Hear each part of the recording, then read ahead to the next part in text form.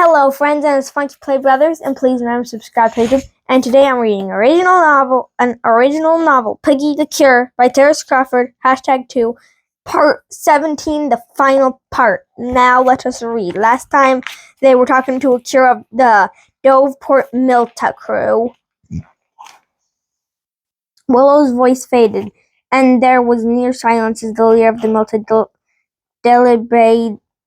deliberated. The only voice, a dull humming coming from the overhead lighting.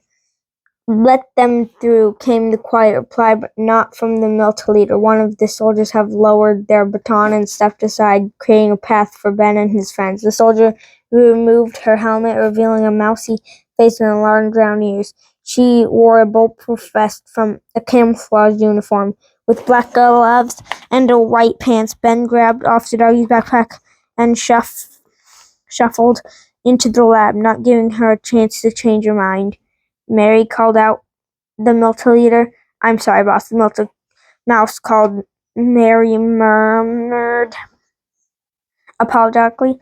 "But if there's a chance, even a chance, that these guys have what they say that they do, we owe it to everyone to try, don't we?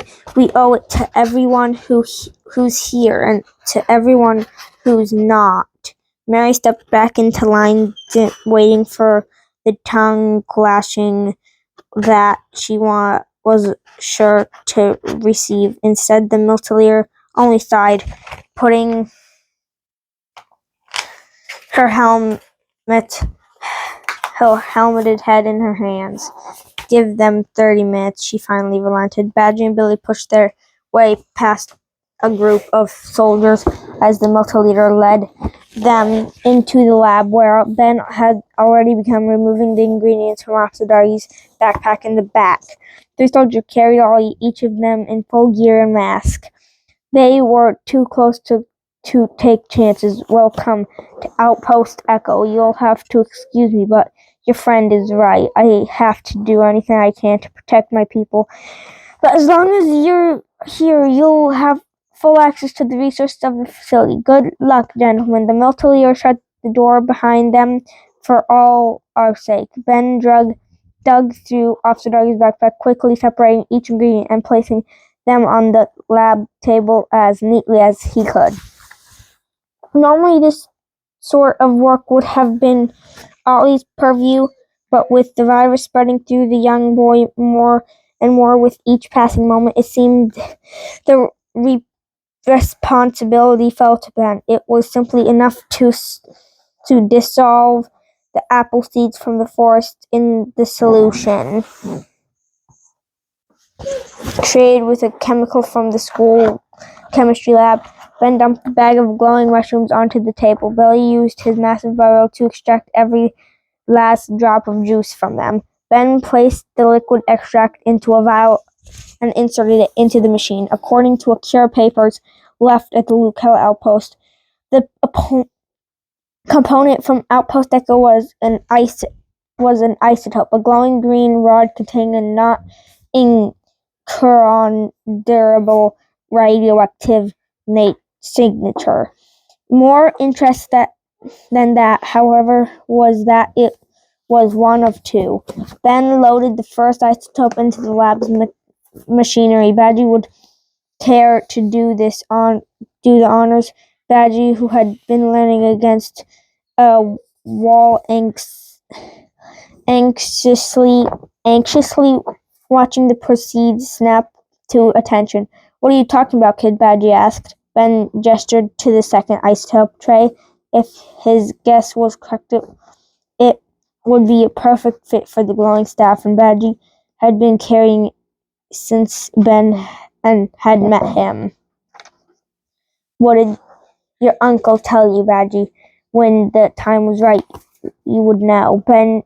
Badgie thought back to when he had gotten the large glowing rod he now held in his hands, and all the time it had saved his bacon from becoming bacon. If it could save even just one more life, then it would be worth it. He gave it a final squeeze, tossing the isotope over to Ben. Ben slotting the rod into the machine, which it immediately with a shrill whir. And that was everything. If the notes were correct, they were moments away from having a cure. "You hear that, buddy?" Ben shouted over the soldier to Ollie. "Just a few more minutes." It didn't look like Ollie had a few minutes. His eyes were fully red now, and his breathing was ragging, coming in sharp bursts that sounded suspiciously like grunts. Even small movement that a young boy made, both reassured Ben and Ollie were still with them and scared him that Ollie would suddenly develop a taste for friends. Ben took a deep breath. It had all come down to this. Lucella Doveport, he had such a lot of weird things over the past few months, but nothing would have prepared him for this moment. The moment it was finally all over. Ben double and then triple checked to make sure that everything was set according to notes. They pressed the big red button on the console that he knew would start the process. The button depressed with a loud clicking sound. That machine started in process. The machine whirred and clanked, gave the obvious display that it had not been properly used in years. Ollie began to whimper, his eyes fluttering open and shut, and his brows soaked with an unnatural sweat. The machine began to sputter, the whirring slowing down. Badge and Ben shot each other a worried look. They may not have known much about machines, but this was clearly not good news. The readout on the display gave reason as a lack of auxiliary power, noting that it needed an extra 5,000 volts to continue. Is there a carpet in here?" inquired Billy. "Maybe I could." "Don't you dare finish that sentence. I don't wanna hear it," Badgie shouted, pointing in his fingers at the large friend. So this was it. Ben had pushed himself beyond what he thought he could, each time telling himself that he had something too far to turn back now. And now he was nearly at the finish line. He was truly done. Ben fell to his knees in front of the machine, feeling hopeless. Badgie and Billy stood behind him, no longer sure how to help. You couldn't hit helplessness with a barbell. You couldn't outwit desperation. Ben fumbled for the walkie-talkie on his hip, thinking maybe Willer or one of the Silver Paws could know what to do. His fingers closed around the smooth plastic, but not that of a walkie-talkie. He had forgotten that he put Officer Doggy's taser on his belt after unsuccessfully trying to bring down the militia member outside. He leapt to his feet. His heartbeat pounded in his chest, blood rushing in his ears. After he replaced the batteries at the grocery store, he had used Officer Dougie's taser twice. One in Spidella's lighter beneath the temple, and once just a short time before. That meant that he had one charge left, and he was going to make it count. He was going to make it count for Officer Doggy, for Sally, and now for Ollie. Ben held down the button on the taser, electricity crackling as he plunged the device into the machine power grid. The machine sparked, shooting little showers of gold light across the lab, but it seemed to have worked. The machine resumed its movement, the power warning on the display fading to nothing. The military through open door, flanked by Mary, who waved shyly as she entered. "Just what in the blue blaze is going on in here?" the leader shouted, her questions answered by a small dinging sound as the machine produced 3 tubes on a tray, each filled with a colorful liquid. Ben, Badgie, and the military each grabbed one in silent awe, holding the tubes to the light and examining them with a quiet wonder. "So this is it, huh?" the military said finally. "This is the cure we've been waiting for. Of course it will have to be tested in independent scenarios.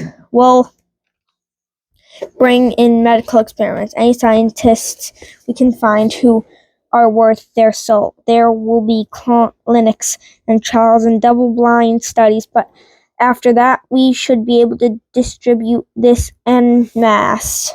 Mary, get Sergeant Monroe on the line.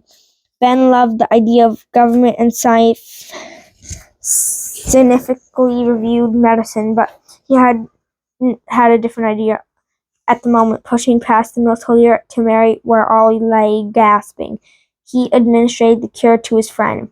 Ben tilted the young boy's head back, making sure he took everything. Ollie finished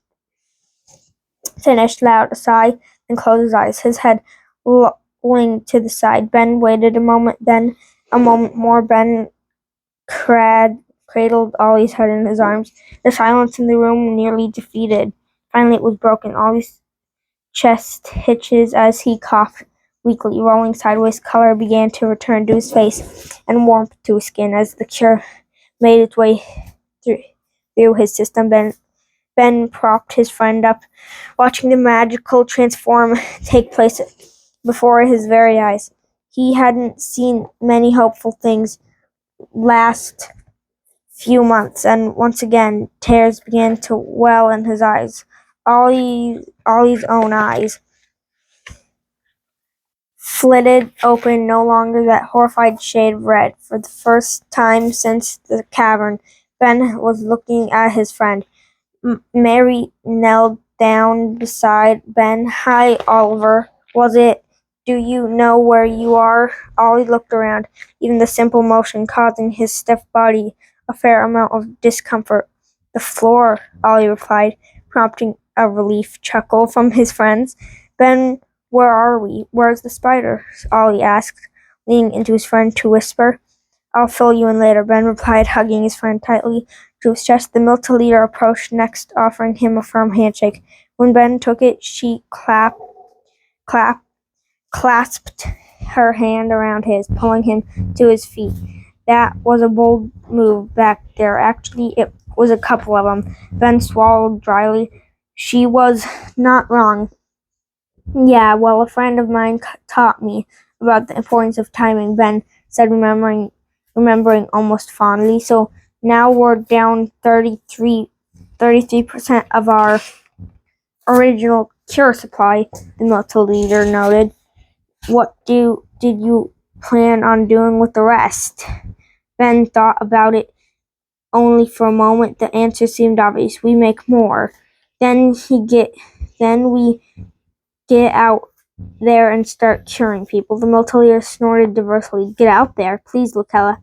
Please, Lucella, Doveport, you'd need an army." But Ben looked around. He didn't know how they did things in Doveport, or how they operated at Outpost Echo. But from his point of view, he saw a lot of people running around in camouflage uniforms with tactical vests and electric batons. An army, maybe not, but it was good enough for Ben, and it was a good start. The military leader caught Ben's eye, beginning to catch his meaning. With the military at his back, he could spread the cure across the land and beyond to wherever it was needed. At this point, he had come too far to turn back. "Well," Ben asked his best friend, his close friend, and the new friends he was sure to make, "what are we waiting for?" And that is the end of the book. Probably gonna explain how they cured everyone in Piggy the Hunt, which is already released apparently. And this is Distorted Piggy / Penny. And this is the book that comes after it. See? #3. So, friends, thanks for watching. Like, comment, subscribe, hit the notification bell. Also on X at Funky Playbrothers. Also on Instagram and TikTok at funkyplaybrothers.